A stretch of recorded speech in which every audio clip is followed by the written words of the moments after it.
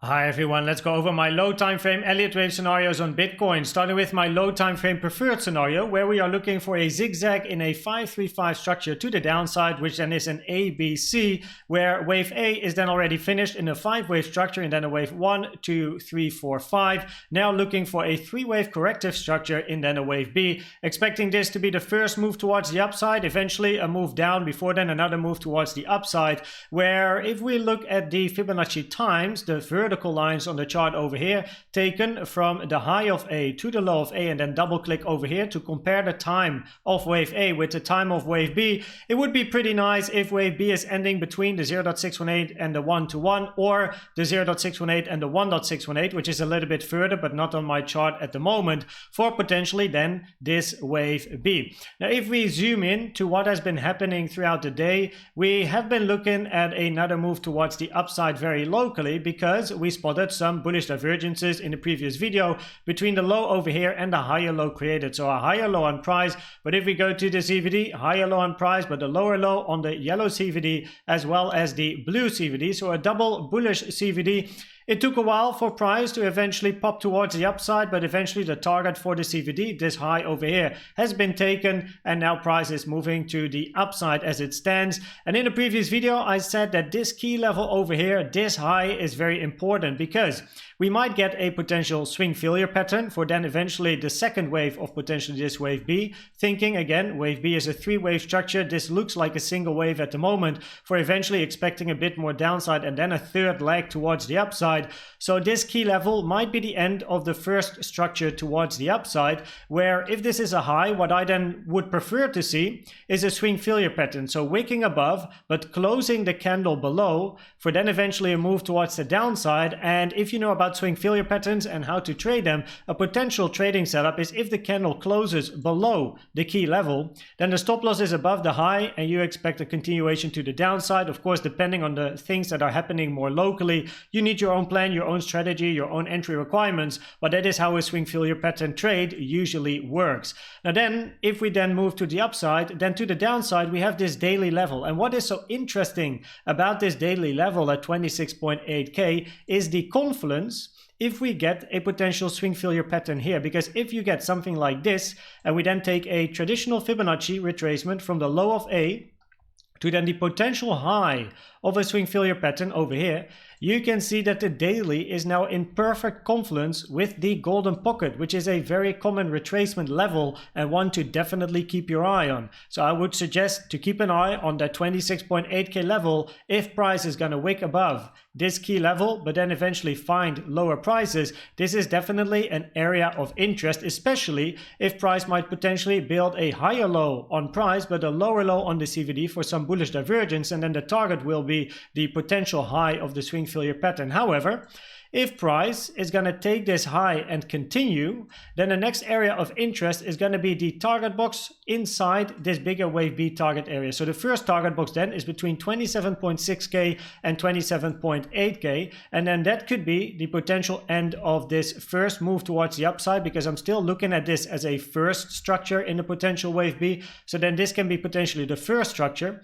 Then we get a retracement to lower prices for a second structure, before then eventually a third structure, where I then think that if this lower target area is going to be hit during the first wave to the upside, I expect the second wave to the upside to potentially hit that higher target area that I have between 28K and 28.2K. So as you can see, the white box over here for wave B involves both of these blue target boxes, which is very interesting resistance for then a potential move again to the downside in a wave C. And you expect wave C to be an impulsive structure once again, because if this is a 5-wave structure to the downside, a 5-wave move cannot be a standalone move. It always needs another 5-wave structure at least, and then an ABC, or we can also get a potential wave 1, a 3-wave in 2, before then a bigger 3 towards the downside. And the difference between a C and a 3 is the impulsivity, how vertical price goes to the downside, and the volume. So basically for a wave C, what you like to see is a move towards the downside. Usually wave C takes a bit more time to form than a wave A. That is more common, so you expect wave C to be a little bit more lazy, like this maybe, while a wave 3 is usually more impulsive to the downside, like more vertical like this. And also in a wave C you expect volume to be pretty similar to the volume that you have in a wave A, while if you're looking at a wave 3 towards the downside, you want to see volume increasing to the downside. But of course we first have to wait and see what price is going to do when it is going to hit this potential target area over here for a wave B, which is very interesting short potential, right? This area over here for potential shorts, where then the stop loss is of course above the invalidation of this scenario, because if price is going to push towards the upside and take this high, it means that this was a three-wave structure and potentially more higher prices are to come. Now for a potential short setup, you of course need to have your strategy, your plan, your entry requirements. On this channel, we do not FOMO, we do not YOLO, we have a plan, we have a strategy, we stick to our plan. Our trader's mindset is in line with the plan as well, that hey, if we enter a potential trade and price is going towards our stop loss, this is the, or should be, the invalidation of your trade, which over here, for this particular Elliott Wave count, right, should be the high. If price is in your stop loss area and you stick to your plan, you do not close your trade over here manually. Mindset of a trader is I have a plan, I have an invalidation, and only if price is going to hit my invalidation, I'm out, and then I have a loss, but it's a calculated loss, 1% of portfolio, 0.5%, 2%, whatever your risk is, whatever your strategy tells you to do. This of course is by no means financial advice. We first have to wait and see how price is going to approach this area, what it is going to do and form inside this area, for then potentially a move towards the downside, and that's why you need a plan with entry requirements. And if we then look towards the downside, what I think is so mega interesting is the target area for a wave C, if the wave B retracement is inside this white box, because then the wave C most common target is the 1 to 1.236 between 26k and 25.5k, which includes the double bottom, those two lows over here, for then maybe again a liquidity grab at the lows and a move to the upside. And imagine another potential swing failure pattern setup over here, wicking below, closing above, and then move towards the upside, which then could potentially give a long setup, stop loss below the low, and then moving to the upside, where then the expectation is to go back to the high of the range, right? Trade the range until it breaks basically, because we have been in this range for a while now over here. And yeah, trading the range until it breaks, from the highs to the lows, from the lows to the highs, who knows? That could be very interesting. And also because the high of B is not yet made, so I'll show you how I got to this target area of C, that I have two target boxes. And if wave C is going to end right in the middle of this white box, you can see the target area for wave C is moving right now. It includes the double bottom. If wave B high is going to be at the high of the box, then the 1.236 is still in confluence with the double bottom. And if the high of B is made at the low of the white box, then the 1-to-1 is in confluence with the double bottom. So yeah, mega interesting in my opinion. And after wave C is then made, we have to wait and see what price is going to do. Then if we go to a very alternative scenario as it stands now, we do have, I do like to notice, bullish divergences. That's this one over here between this low and the higher low, where the target is usually then 28.5k, which would of course go against the scenario where this is then a 535 wave move, right? So we have to wait and see what the local CVD is going to show us when price is gonna range inside this target area.